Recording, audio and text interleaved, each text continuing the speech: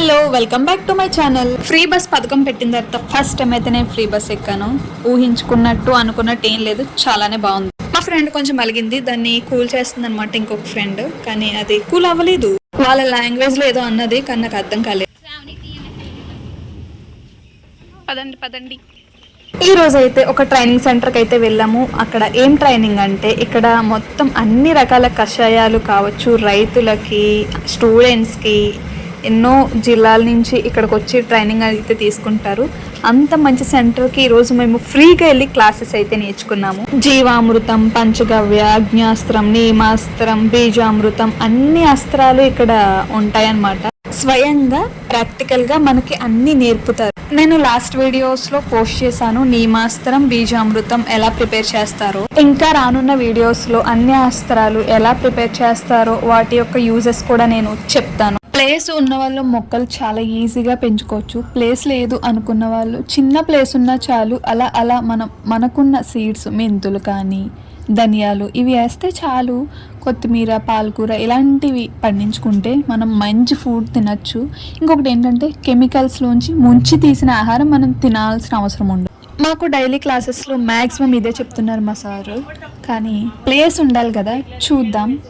మనం పండించుకోకపోయినా ఎవరైనా ప్లేస్ ఉన్న వారికి ఒక ఐడియా ఉంటుంది కదా, అందుకనే చెప్తున్నాను. చిన్న చిన్న కుండీల్లో కూడా ఆకుకూరలు చాలా ఈజీగా పెంచుకోవచ్చు.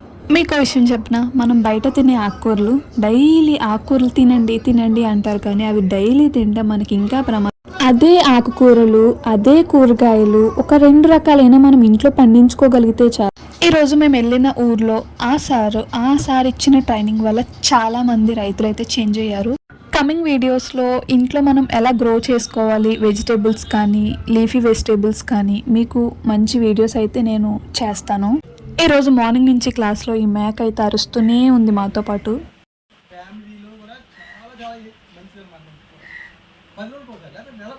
వ్యవసాయంలో పిఎండిఎస్ అనేది చాలా ఇంపార్టెంట్. దీనివల్లే మన నేల ఎలా అభివృద్ధి చెందుతుందని అంటే ఎక్కువ మనమే చెప్పకుండా తనకు తాను కొంచెం ఐడియా తెచ్చుకుంటాడు, ఇంట్రెస్ట్ కలుగుతుంది అన్న.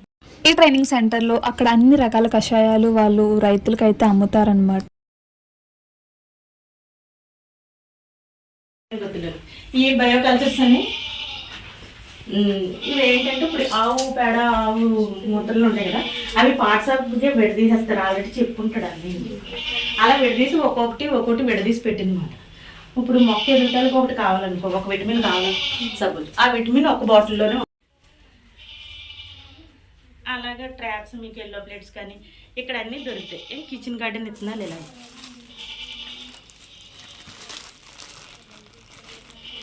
అలా ప్యాక్.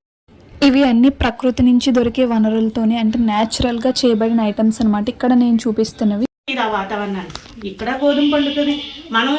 మనం ఏదైనా కేర్ చేసి మట్టిలో వేసామనుకో ఏదైనా పండుతుంది, కానీ ఆ గుణాన్ని రాదు. దానికి ఉన్నాయి అదో ఉన్నాయి.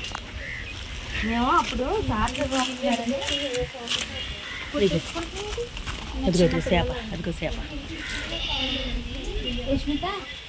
చేప అందులో కలిసిపోయింది.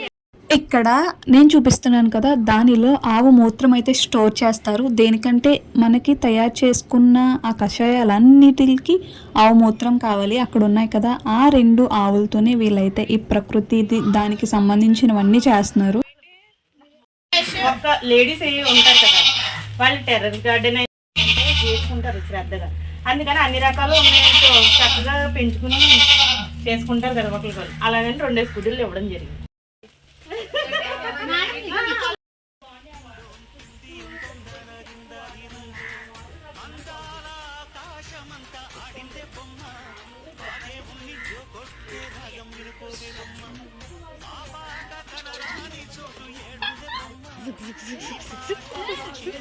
కోసుకుందాం ఇప్పుడు మనం. ఇక్కడ ఒక నిమ్మకాయ